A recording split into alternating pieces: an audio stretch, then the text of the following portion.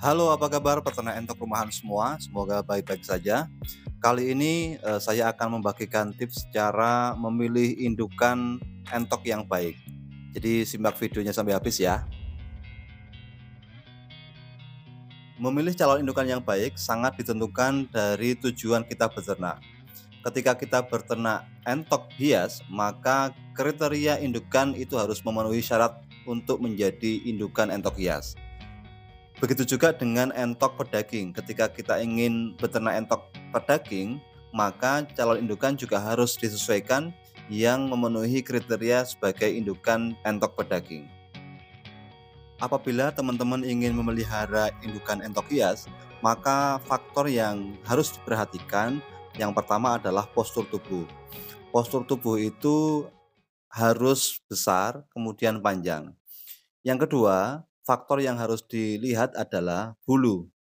Jadi kepekatan bulu calon indukan entok hias itu harus diperhatikan. Ketika warna bulunya kurang pekat, maka anakannya nanti, kurang begitu bagus. Nah, berbeda ketika indukannya itu sudah mempunyai warna dasar yang pekat, maka kemudian, motifnya pada anakannya nanti akan muncul dan ini yang dicari oleh, para pembeli.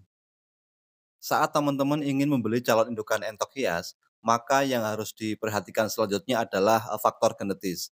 Jadi sebelum teman-teman membeli calon indukan, maka harus diselidiki terlebih dahulu genetis dari entok entok indukan ini bagaimana? Apakah induknya yang dulu itu mempunyai bulu yang bagus atau tidak? Apakah indukan yang dulu itu mempunyai kepekatan warna yang baik atau tidak? Kemudian jumlah telur yang dihasilkan apakah, banyak atau sedikit, itu juga harus diperhatikan dari faktor genetis.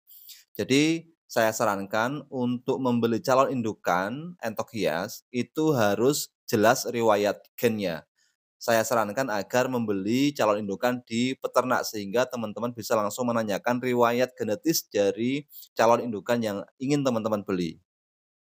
Faktor yang harus diperhatikan selanjutnya adalah soal kesehatan entok. Calon indukan yang baik itu harus memiliki kesehatan yang baik. Dari sisi fisik harus sempurna, tidak boleh ada cacat, misalkan pincang atau sayapnya patah dan lain-lain. Kesehatan ini bisa teman-teman lihat langsung dari entok tersebut. Apakah entok tersebut itu lincah atau tidak? Apakah fisik dari entok tersebut itu cacat atau tidak? Yang paling penting adalah, bahwa kesehatan calon indukan entok itu harus betul-betul baik, sehingga ketika memasuki masa produksi telur dan mengeraman, maka calon anakannya pun nanti juga akan berkualitas. Untuk memilih calon indukan entok hias, yang harus diperhatikan adalah, proporsional.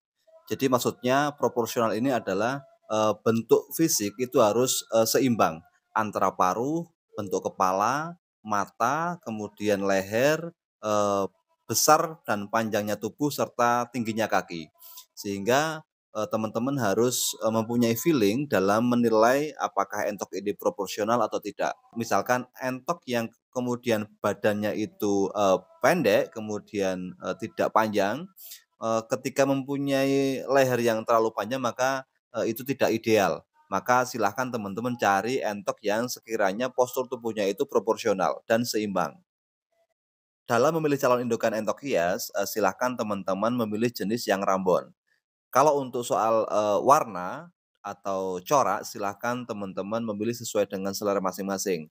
Ada yang, klasik, ada yang bondol kaji, ada yang jali, ada yang silver, ada yang macam-macam silahkan teman-teman menyesuaikan, sesuai dengan selera masing-masing. Untuk memilih calon indukan entok pedaging, langkahnya hampir sama dengan cara memilih indukan entok hias yang sudah saya jelaskan tadi. Yang harus diperhatikan pertama adalah, terkait dengan postur tubuh. Ketika kita ingin memproduksi DOD entok pedaging, maka indukannya juga harus memiliki postur yang besar, sehingga nanti anakannya juga akan mempunyai pertumbuhan yang cepat besar. Maka, postur tubuh indukan ini harus diperhatikan, panjangnya, tingginya, harus diperhatikan dan proporsional. Yang selanjutnya, terkait dengan genetis. Calon indukan entok pedaging harus memiliki genetis atau jalur keturunan yang, bagus. Indukan yang dulu itu harus posturnya besar, kemudian punya riwayat memproduksi telur yang banyak, sehingga nanti harapannya calon indukan yang kita punya juga akan memproduksi telur yang banyak. Kalau kemudian telur yang diproduksi banyak, maka DOD yang akan kita produksi juga akan banyak dan otomatis keuntungan kita juga akan semakin besar. Calon indukan entok yang akan kita beli idealnya, berumur 4 bulan atau 4,5 bulan. Entok itu kita beli langsung dari peternak.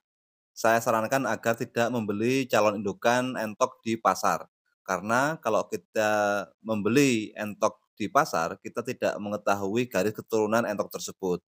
Jadi sangat disayangkan ketika kita sudah beli, tapi dalam masa produksi itu akan mengecewakan, baik telur maupun, DOD yang dihasilkan.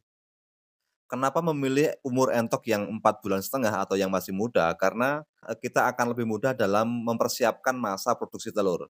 Selain itu, masa produksi telur juga akan semakin panjang, ketika kita membeli entok muda. Berbeda ketika kita membeli entok yang sudah babon, masa periodisasi telurnya juga akan berkurang. Beberapa waktu yang lalu, teman ada yang tanya ke saya, bagaimana kita mengetahui jika calon indukan entok kita itu akan bertelur?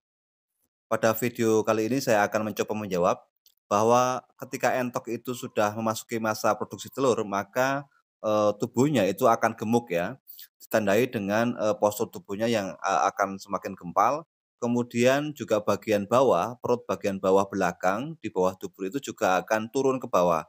Jadi ketika masa kawin, kemudian tanda-tanda itu sudah nampak, maka, teman-teman harus segera menyiapkan, tempat untuk bertelur.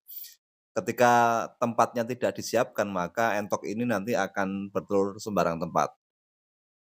Ini adalah salah satu contoh postur tubuh entok yang memasuki masa produksi telur. Jadi, tubuhnya sudah montok, kemudian perut bagian bawah belakang itu sudah turun. Oke teman-teman, sekian video dari saya, sampai ketemu di video berikutnya.